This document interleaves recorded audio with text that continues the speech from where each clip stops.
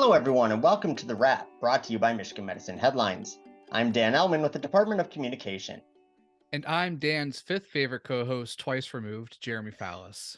Today, we're going to discuss sustainability and the efforts taking place around Michigan Medicine to protect our planet. Now, before we get into that, be sure you sustain your knowledge of all that's happening at Michigan Medicine by checking out any episodes of The Wrap you may have missed. You can find them on iTunes, Stitcher, Google Play, or any other podcast hosting platform. New episodes debut weekly and can also be found on the Michigan Medicine YouTube channel and as part of the Headlines Week in Review. So, with that, let's bring in Chris Victory, the Sustainability Coordinator and Mechanical Lead at Michigan Medicine. Chris, thank you so much for joining us today. Thanks for having me, both Daniel and Jeremy. I really appreciate it. All right, so first, what are the top initiatives that Michigan Medicine and U of M Health are implementing toward environmental stewardship? Well, we currently have a lot of initiatives going on in the background, but to focus on a couple of them, I'd say we have a green anesthesia initiative that is really being headlined by the anesthesia department to try to reduce the environmental effects by anesthesia gases throughout our healthcare system. And then secondly, we have a wonderful medical plastics recycling initiative that is very near to launch here on the Hill. So let's dive into that medical plastics recycling initiative. It had a pilot to it. What was it start? How was it generated, and what do you hope to achieve? Thanks, Jeremy. The medical plastics started within healthcare in general. It's hard to recycle. We generate a lot of waste, but we're in patient care environment, and recycling vendors a lot of times don't want to work with us because of the ick factor of working in the health system. So we're excited, we had DuPont, a vendor, reach out to us. We buy a lot of medical products from them and packaging, and they wanted to be part of the solution. So they approached us a couple of years ago, and they asked us, hey, would you like to be one of our first healthcare institutions to pilot a new medical plastics recycling initiative? And of course, we were elated by that. And that started, we focused in children's and women's in their operating rooms, and we did a successful pilot there. And now we're working through that and trying to expand this to a really live, full-scale medical plastics initiative across the institution. When you say medical plastics, can you just expand on that a little bit so that our audience really understands what we're talking about? Sure. We're really focusing in on a lot of the plastics that are used in I would say the operating room environment primarily. However, this can by all means expand outside of the operating room environment. So think of things like blue wrap, which is a sterile wrap that's used in the operating room. That's a flexible kind of cloth material. That would be considered. Things like a kidney basin that are, that is basically a bowl, to all kinds of packaging, all the sterile equipment and supplies that are funneled in and out of an operating room. They all use flexible and or rigid plastics as part of that packaging. So those are the type of things that we're talking about here. All right, so as you mentioned earlier, healthcare facilities create a lot of waste, and for a lot of that reason, it's for safety purposes, right? I mean, if something gets soiled, you tend to throw it out. But can you talk about, how hard or easy or just all the work that goes into finding sustainable materials, creating new initiatives and, innovative programs, and getting those programs funded and passed at an institution like Michigan Medicine? Sure, there's a lot that goes on there. Luckily, here at Michigan Medicine, we're blessed to have a lot of players behind the scene. It's not just me, as you can imagine. We have a robust sustainability committee that includes folks from various departments like purchasing, communication. We have OR representation that we reach out to a lot. So there's a lot of players, facilities folks as well. A lot of players involved here to make this sustainable engine move, if you will. But it is challenging in a healthcare environment. Patient care and safety is always number one. We're a highly regulated industry here. So it's very difficult to get sustainability initiatives going. But that being said, we're very proud of the progress that we have here. A quick follow-up question to that. Do you think it's easier that this is an academic medical institution, that there is already an effort on campus, on the main campus, to have some of these environmental stewardship initiatives and how that translates over into the medical facilities? I would say it is well, it could be on both sides of the fence. It could be beneficial or it could work against you. But I would say most of the time it is beneficial. We have, younger population and younger students tend to be more sustainable minded and more open to change, and they care a little bit more, and say a little bit more, but in general, their focus is on climate, and there's a lot of stuff in the press these days, and I think the youth absorb that up, and so they are more willing to try things and to push the envelope a little farther, which I think is wonderful. And then it also allows us all those abundant resources to tap into on the campus side, and being a teaching institution, we can pilot a lot of initiatives like the Medical Plastics Initiative to try something where maybe other healthcare systems don't have that luxury. So with some of the things that happen on campus, let's look ahead to what's going on. The new Com Pavilion is being built, on our medical hill, and it is supposed to be made with materials with forward-thinking environmental stewardship in mind. And one of those key things is that it's trying to achieve, LEED certified, platinum status, leadership in energy and environmental design. That's been a core tenet of lots of new buildings that are built all around the world. Can you kind of go into what goes into being certified platinum, and how is the University of Michigan and the health system achieving that? Yeah, thank you. We're extremely proud of the new pavilion going up. It is one of the leaders. You had mentioned LEED there. There is a LEED certification program that classifies buildings on not only how they're constructed, what materials are used during that construction, and then also how they operate, the energy that they consume, and that sort of thing. What kind of access do they have to sustainable attributes like bike racks, and how close are they to transportation? So it's a collective, holistic look at a building construction, and there's a rating system for that. And there's a specific one for healthcare, because you have to be able to compare apples to apples. You can't compare a hospital building to a normal office LEED certified building. So specific to the pavilion, there are a lot of unique attributes there that allow us to get to the highest rating, which is the platinum rating. We have extremely energy efficient, state-of-the-art heating and ventilation systems there that consume much less energy than a traditional model would. There is some embodied carbon within the materials being used. So some of the concrete being used, the wall construction, some of those, foundational materials we're using certain products that are taking carbon out of the air and embedding those in those products. We're also looking at water conservation, energy conservation, the products that we use, so they're safe and they don't off gas, have extremely or zero low VOCs, volatile organic compounds, so that from an indoor air quality standpoint, it's cutting edge. Access to lighting, using natural light whenever it's available. So that's just the cutting edge, top of the line, some of the unique attributes in that pavilion, but there are many more. I love it. It seems like nothing's being overlooked in the building of that pavilion, and it sounds amazing.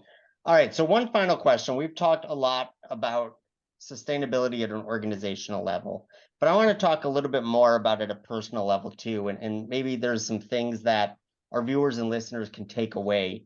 What are some ways that all of us on an individual level can take? What are some steps that we can take in our own personal lives to help protect the environment? Thank you, Daniel. So first and foremost, I want to say that don't ever feel that one individual can't make a difference. There are signs out there all over the place where it just takes one person to get some momentum going, and it grows like wildfire. So you can make a difference. There are many websites out there. You can look at your own personal household greenhouse gas emissions, and it's pretty alarming how much you and your family are using on a daily basis, and how much that affects, carbon emissions and greenhouse gas emissions. So Phil, please understand that you can make a difference. Some of the easy things are using your vehicle less, or driving in an efficient vehicle, or using public transportation. Try to do that whenever that's possible. I understand that that's not possible for some individuals, but there are ways of carpooling, using van pools, using public transportation, like I mentioned, that you can make a difference. Within the full four walls of your own house, looking at energy efficient appliances. Simple, low cost is replacing the lighting, adding a programmable thermostat so you're not heating and cooling when you're not there. Some of those things are many times low cost or zero cost. Unplugging things that are using energy when you're not there. Turning down, like I said, the thermostat at night when you're sleeping to save some energy. Recycling as much as you can. Not paying attention to what you purchase, what's coming and going from your house, your household. Not only purchasing energy, but also keeping in mind of where's this device or this widget going to end up at the end of its life? Can it be recycled? What is it made out of? Those type of things, I think, could go a long way.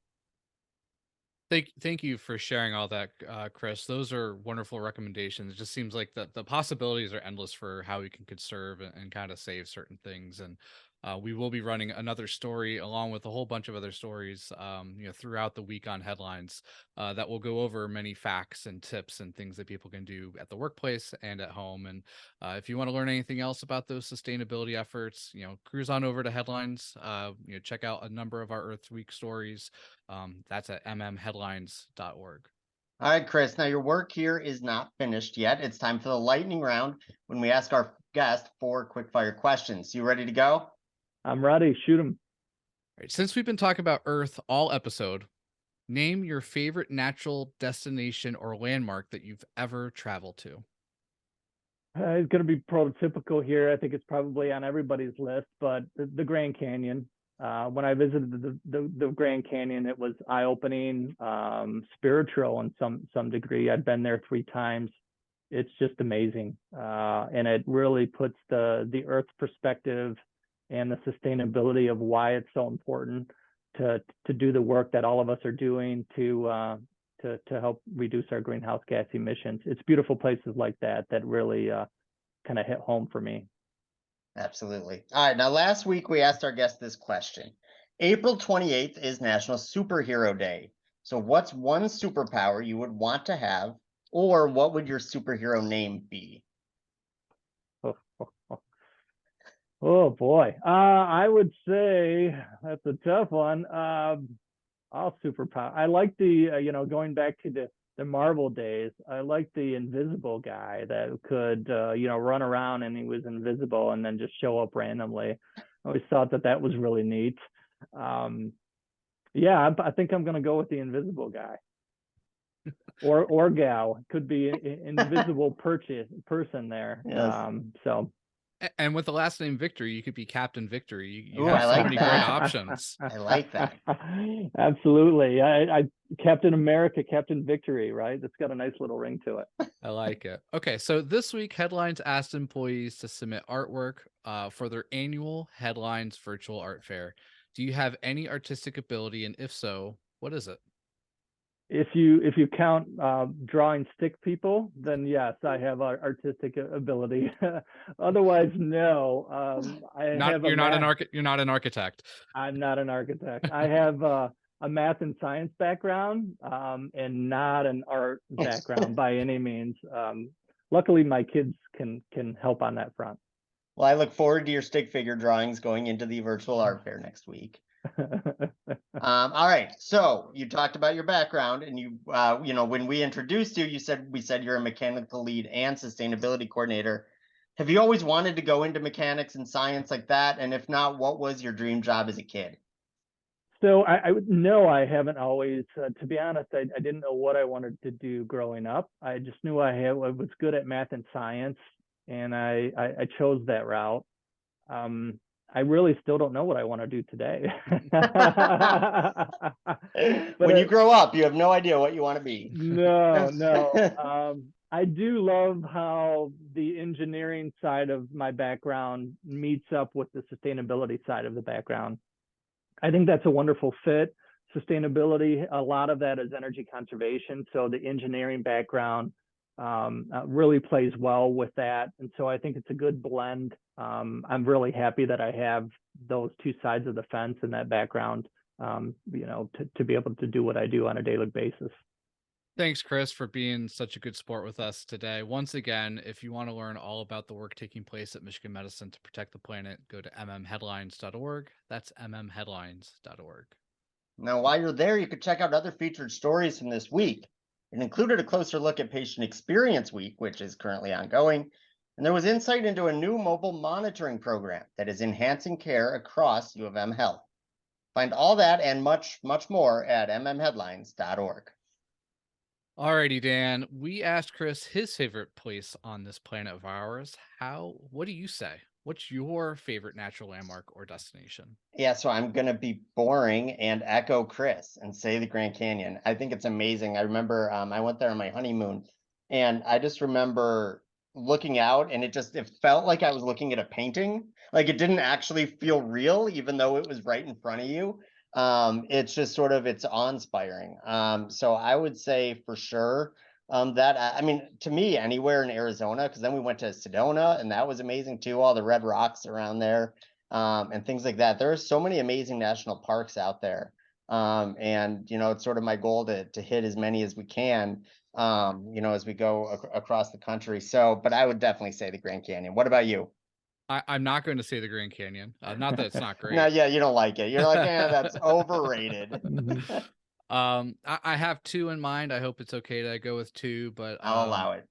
Just like Sarah Palin was able to see Russia from her house growing up, I was able to see Mount Rainier every day when I grew up as a kid. So that was pretty awesome to look outside my window and see the largest mountain in the Cascade Range out in Washington. That was very cool. And then second, I would say the Great Barrier Reef.